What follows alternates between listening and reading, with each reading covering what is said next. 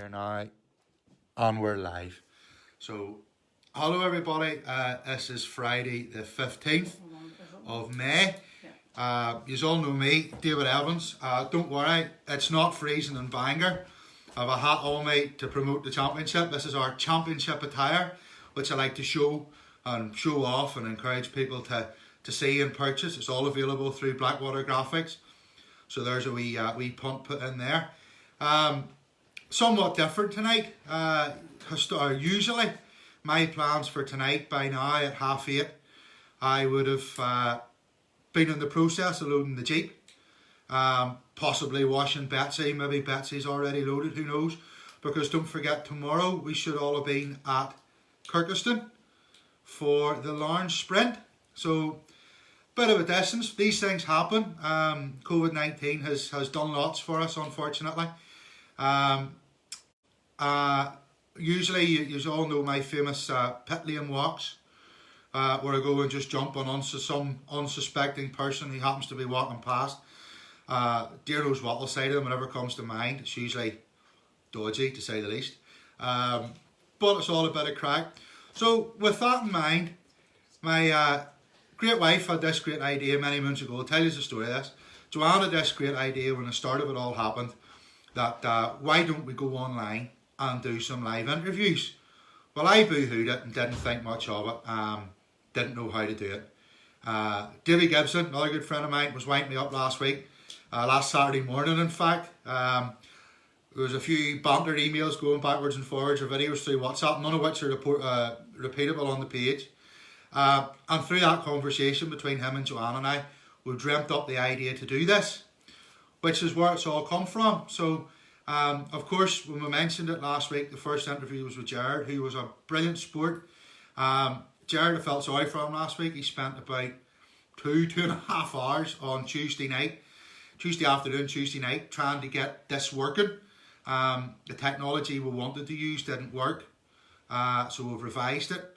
But anyhow, that's all the past. We're here tonight. This is our second one. And you all know me.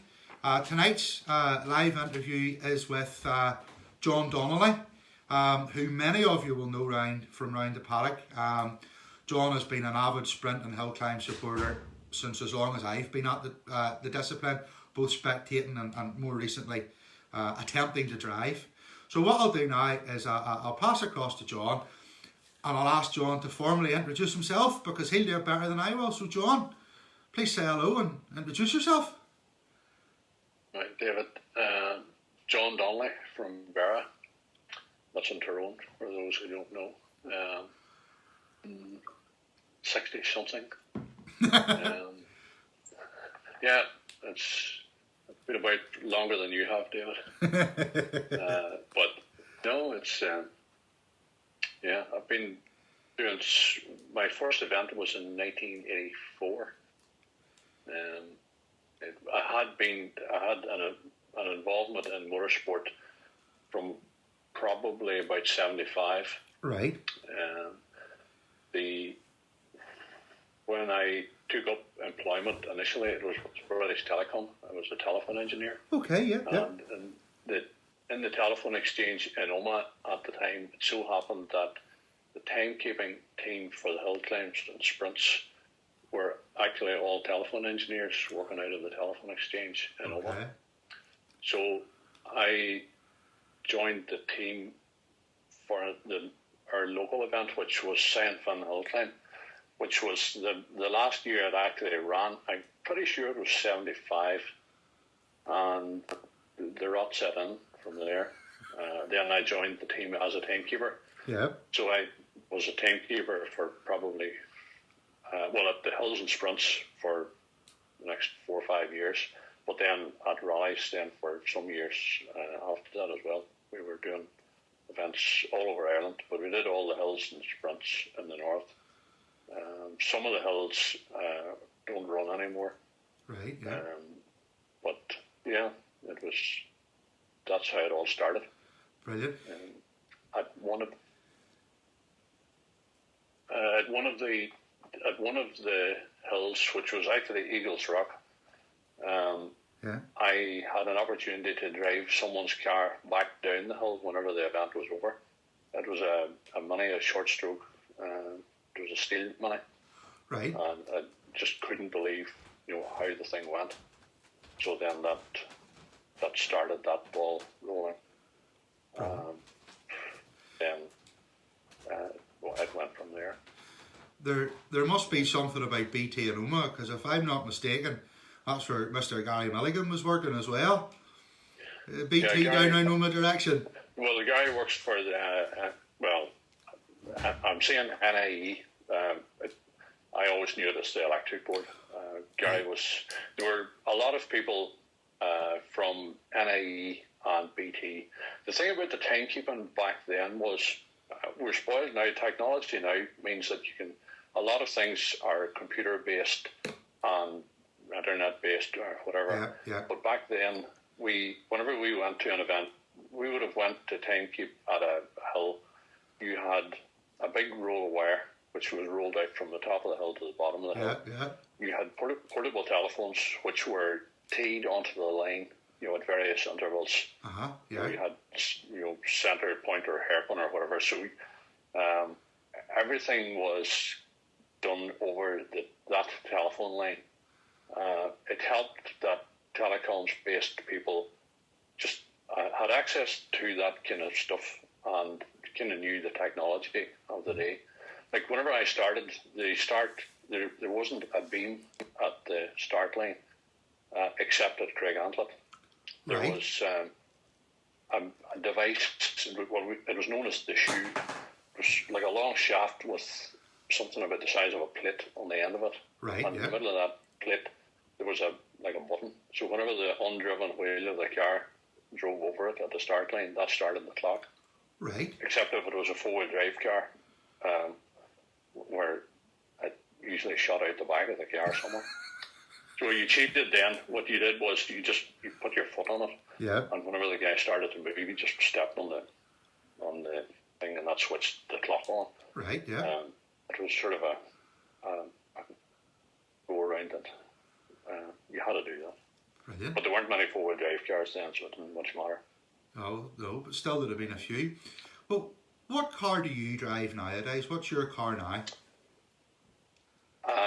For the last few years, I've been using mostly Reynard, an SF80, which is essentially a Formula Ford 2000, which was originally owned and run on the hills here in the mid to late 80s by Terry Ingalls. It's been knocking about Northern Ireland for years. Right, okay. A lot of different people owned it. I actually don't own the car. It belongs to a man down in Clare, Martin O'Loughlin. He has generously, foolishly maybe, let me use it. I have at times driven other people's cars. Thomas Corey's OMS Hornet. Yeah. Lewis Wilson has a Reynard 873. I've driven those. I had the opportunity to drive the ex-Richard Young Cougar, which was also at this later stages was owned by a man down in Clare. Okay, yeah. And a man called John McNamara, and he allowed me to drive that. And that was a brilliant car, phenomenal. It was just like sitting in an armchair, but really good fun. Unfortunately, it was early in my single-seater career, and I didn't really get to explore the outer limits of it, luckily. But I have bought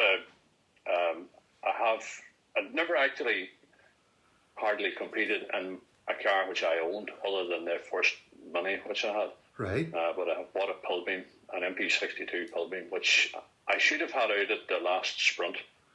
But for a real schoolboy error, a couple of nights before the event, I discovered I had a major oil leak down the front of the block. Oh, no. And I had to pull the entry. And it was too much work to try and get it sorted for the event. But that'll be out hopefully later on. 2 litre Vauxhall power. Right. It'd be good to see out in that. Be a very quick and competitive motor as well. The car has potential. It's just trying to get used to it. I've got so used to the one that I've been in that it would be very easy to step into someone else and not. I need to have. I have difficulty getting into something and having manners in it initially. You just have to. You've got to learn how to drive it. So, yeah, I'm looking forward to it. I was really looking forward to. The sprints are really, really good for to learn how to drive a car because yes, there's a risk of going off, but you have so much more room. You can explore different lanes, different techniques. It's the two, well, principally Kyrgyzstan and Nuts Corner. They're so different in character, but you can really explore the limits of the car with relative safety. Yeah. Now, I've rode off a few nose cones here and there, but you get away with a lot. But that's why they make... it lets you feel that you can explore the limits of the car. You can tell what it'll do. You can come into something and try and do really late braking. And if it doesn't work, well, you just drive on straight. You're not going to. A lot of places, you're not going to hit anything. No. Or, at a hill, you don't have any room. Yeah, no, I know what you mean. I know exactly what you mean. And what I was going to say was, you say about damaging the odd nose cone. That's why they make them easy detachable. So you just plug another one on and away you go. Well, there was a sprint 2, 3, 4 years ago. I can't remember. There was a sprint at Bishop's Court. Yes. It's the only time I've been to Bishop's Court, and I'd never been there, and I didn't know the track at all. And it goes back to what I was saying about having manners. I started off from the line. I hadn't even walked the thing. I just headed off, and it goes around to the left. And I was sort of wondering where it was going, and I was going right hard. Okay. It goes round quite tight to the right, but I made it about halfway round it, and no mission of getting on round. Oh dear. So I ended up spinning off round the grass. And I got it geared up and back on again, and then you had 2 laps. And I noticed coming into the chicanes, the thing had locked up, and I thought, why is it doing that there? It's all right. I got into the paddock, out of the car. I was coming around to have a look at the brakes, and looking around the front of it, thinking, I wonder why that locked up. Then I started to realise, why can I see the radiator? And then I realised I had no nose cone. But what happened was, when it was spinning backwards, the air got in under the nose cone, and the nose cone at that time just sat there. Yeah. It had no reason to fall off, but when you were going backwards at maybe 60 miles an hour, the air got under the back of it and lifted it off. No damage at all. Uh-huh. But one of the marshals then brought it back up to me and put it back on again. So even though on that old Reynard, you would think that it doesn't have a fancy type wing, it's just a fiberglass thing. Yeah. It does something. Yeah. Because the thing locked up, and it didn't. It got used to what it would do, but it locked up for what I thought was no reason. But the reason was I had lost, whatever bit of downforce there was on the front end. So they really do make a big difference then?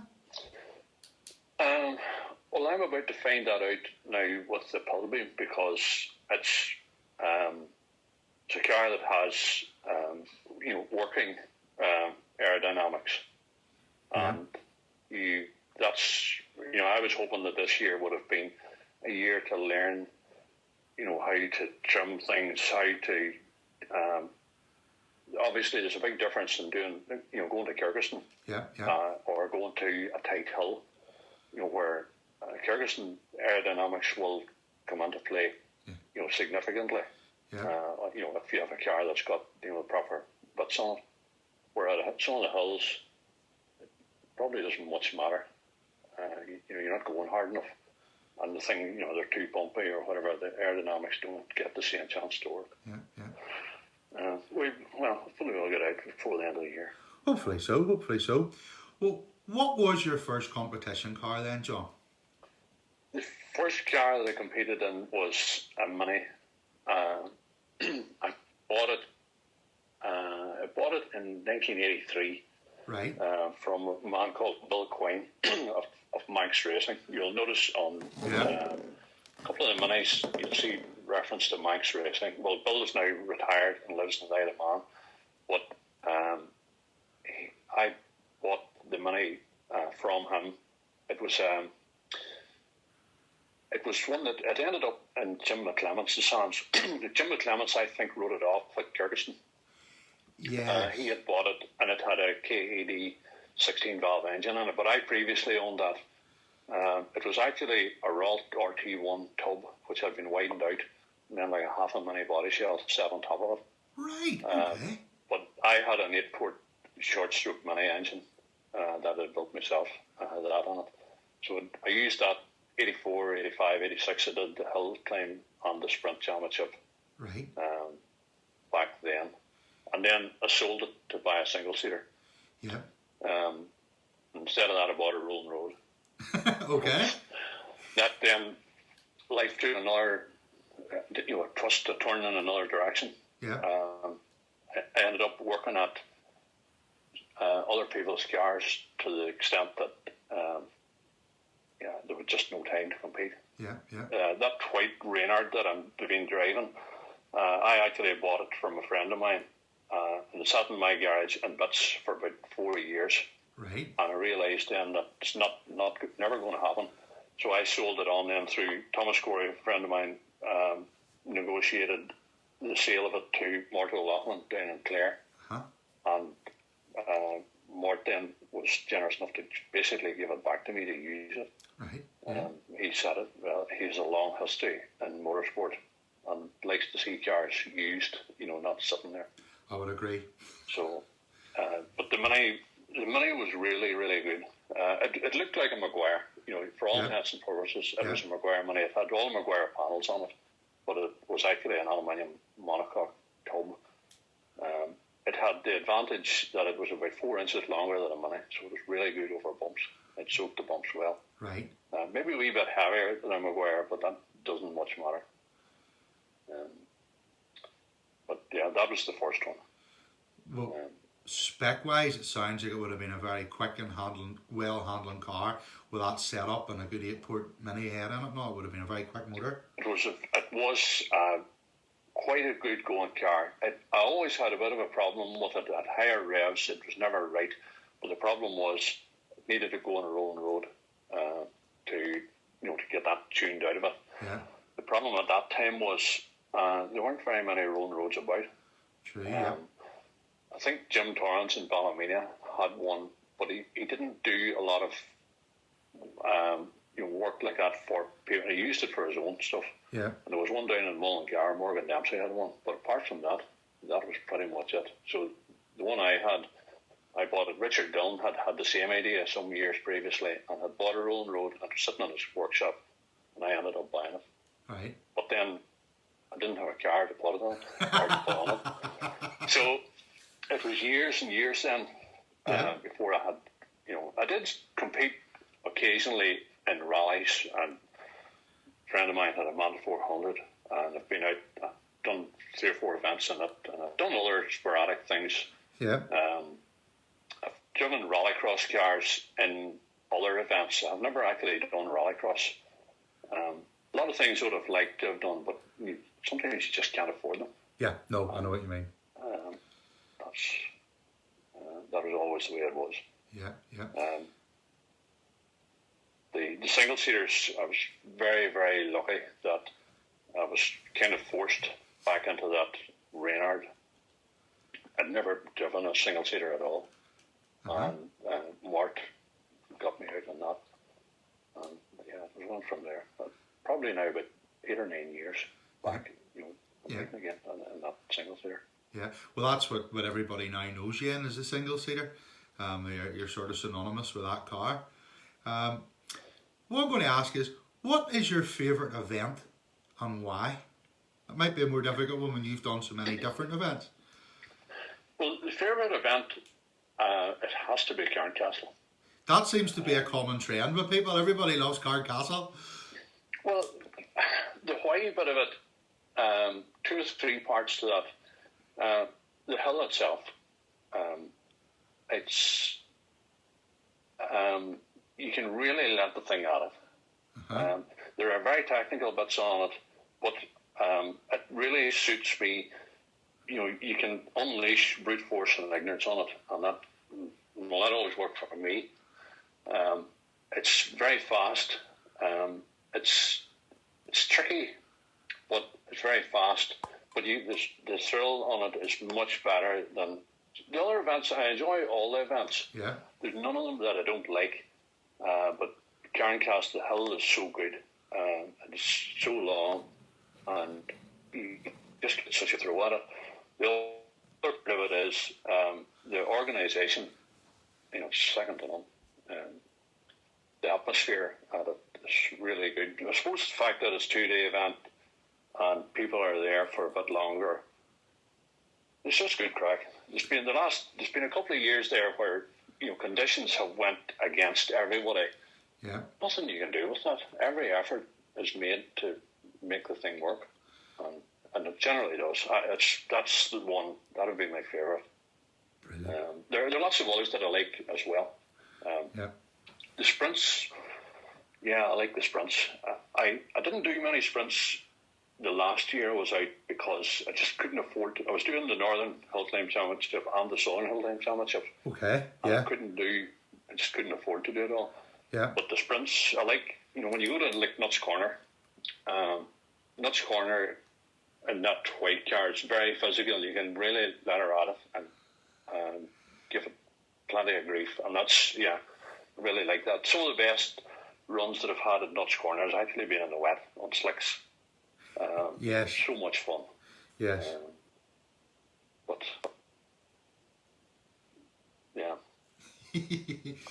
Well, whatever. The one question here, I'm asking everybody this one. During lockdown, obviously, have you been working at your car during lockdown? And if so, what have you done? No.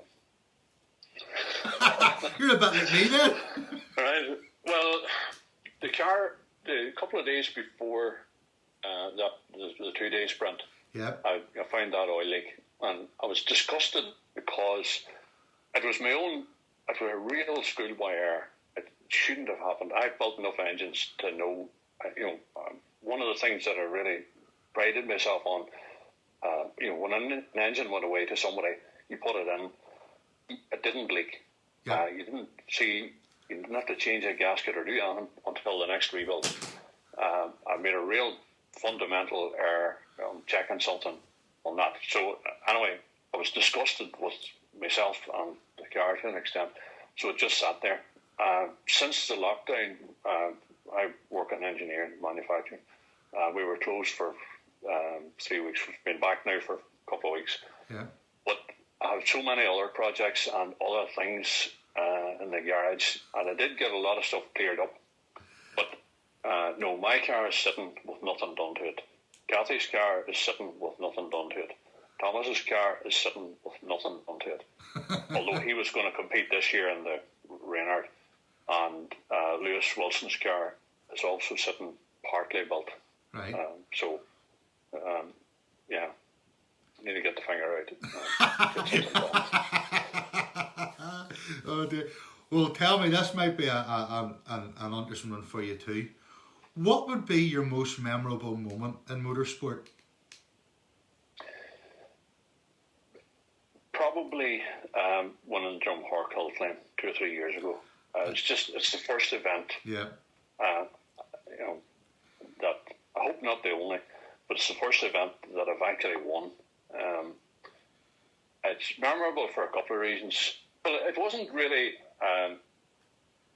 on the day, it was a who's who of people who weren't there for one reason or another, and people who had maybe mechanical issues. Right, it's yeah. not.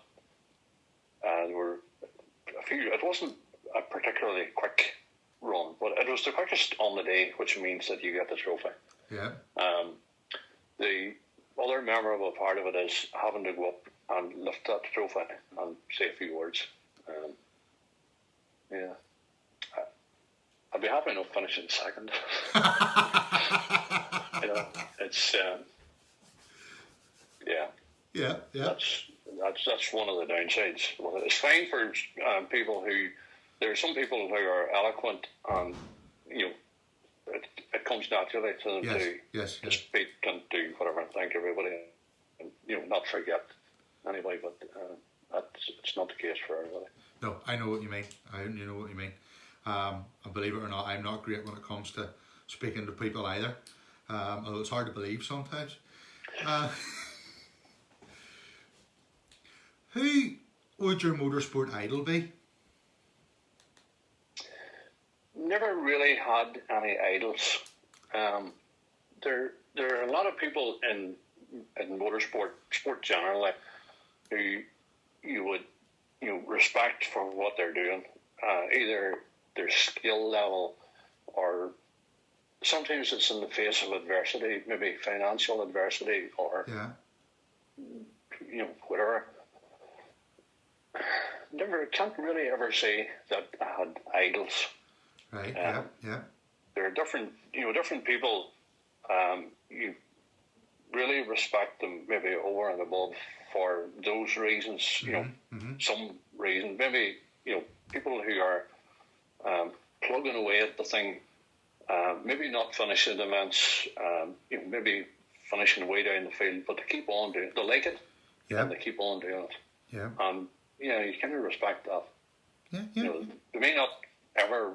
You might get an occasional third in class or something like that, but they're there and they're doing it and they like it, and I think that's what it's all about.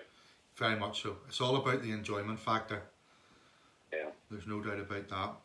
Well, John, if you could drive any car, anywhere, what would you like to drive and where?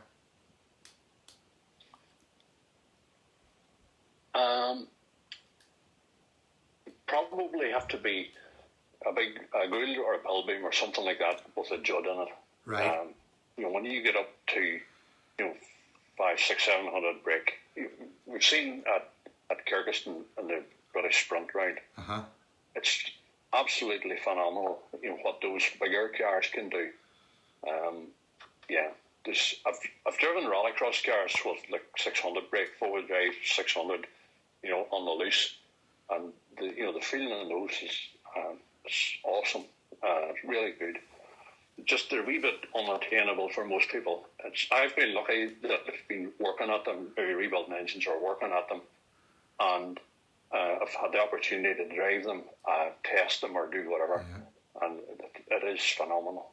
You have your eye teeth, to have one of those to do that. I prefer the single-seater end of the rallycross is really good and the cars are good, but I prefer the single-seater end of it. So one of those big Pilbeams or Goulds, but they're like a 4-litre Judd in it. Yeah, that'll be something else. Kyrgyzstan probably because, whenever it goes wrong, you have a wee bit more room. Yeah. If you had it, I've seen them on hills, and they're fine, but I don't think you can unleash their potential on most of the hills. Yeah. Craiggantlet is okay because it's relatively smooth. Yep. But no, a sprint somewhere wouldn't be much good at Nuts Corner. I don't think you'd get the thing opened up properly. No, I know what you mean. I know what you mean about those big cars in the hills. I watched some of the onboard footage on YouTube from the English guys, English hills. By the time they're over the line, I'm relieved they're there. It's impressive to watch, but it wouldn't be for me. No, I'd love that. The thing about the English hills seem to me to be much, much smoother. Yeah. It's the bumps here it's the bumps that make it interesting. Whenever you take maybe Drumhork's not smooth, really. It's quite bumpy, actually. Yeah. But it's good. It's part of the character of the hill, and they're all the same. You get to know, even Cairncastle or anywhere at all, you get to know where the bumps are, and it's just part of the event. Yep. I can know exactly what you mean. The English hills, seem very smooth. The guys always seem to complain when they come here about Craiggantlet being bumpy. They should go and do drum hork or some of those other craft or something. Actually there's a Scottish guy, Keith Weeks, came over 2 or 3 years ago. He's been over a couple of times. He did drum hork one weekend, and then he did Craig Antlet the next weekend. Yes, I remember him. Now it's an older type car, which will be it's maybe a wee bit more suited to bumpy stuff, but he, I think he didn't appreciate how bumpy it could be. I actually marshalled that day, and you knew he was coming because you could see the sparks from the bottom of her coming towards you. Yeah, it's, people tell you about, certainly in rallying, which I had been involved in a lot. All these continental teams, they come and they'd be warned before they come. Look, it's very bumpy here. You need, like forestry type setup, and they say, yeah. And then on a Friday night, they're flying in new stuff, because they've totally underestimated how bumpy it is. Yeah, very much so. But that's it. Yep. It's what we have here, and it's what makes the motorsport in this country so unique. Well, yeah. It is. But we're used to it. You have to, whatever the problems are, you have to find ways to sort it out and get on top of it. Yeah. Well, another one in an ideal world situation, if you had the opportunity to sit beside anybody in a competition car, who would you like to sit beside with them driving? That is a difficult question.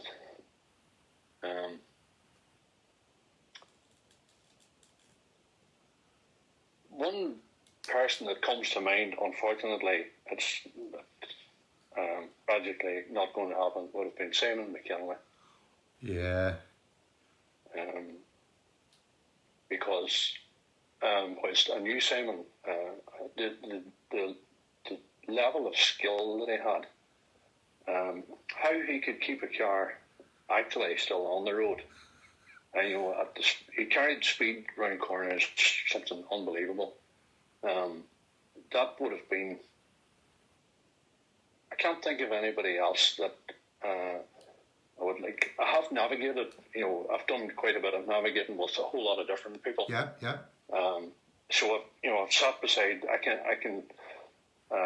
can sit beside somebody for 3 days, even if I'm not that confident with them. Yeah. But it's not a big deal. So I'm used. I wouldn't be a great passenger, but at the same time, I've been with all kinds of people, and I've had accidents, with the best of them. But Simon, that would have been interesting, sitting beside Simon to see what he was doing. Yeah. If anybody could unlock that secret, they'd be doing well. Very much so. Well, one last thing to ask you, more of a jokey question, was who would you like to see be interviewed next? I'm going to have to go with Jared and give 2 votes for Davy Francis. Right. Because Davy usually has plenty to say. Well, no, Davy's been about motorsport for a long time, longer than I have. Yeah. It was a well-recognised name, whenever I started. Yes. And he would have a lot of stories to tell. If Davy's watching this now, Davy, if you see my name coming up on your phone in the next couple of days, you probably know what I'm phoning you for. Because I will be phoning you. I've just been setting a couple of people up to start this process here, and I intend to move on.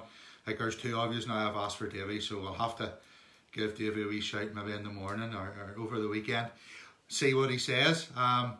There's a few other people in mind as well. I actually have another person lined up for Sunday night, but I just need to get this right now. I have a speech on this one here, not a speech, but a way of words. I'm going to go over this now. But this next interview actually will be on Sunday night, which is the 17th, at 8:30. Now, for contractual reasons, I can't actually publish the name of the driver at the minute, because the last person that worked in the same thing as him did some media work, and Jeremy and Richard and James all took thick to it. They weren't very happy. So it's going to have to be a surprise, I'm afraid. You're going to have to wait to Sunday night to find out. But what I can say is some people say that he's been around and he's been competing for a brave while and that he's very well known. Some people also say that he's a bit of an idiot. But all I know is I can't wait to speak to him, and we will see him on Sunday night at 8:30.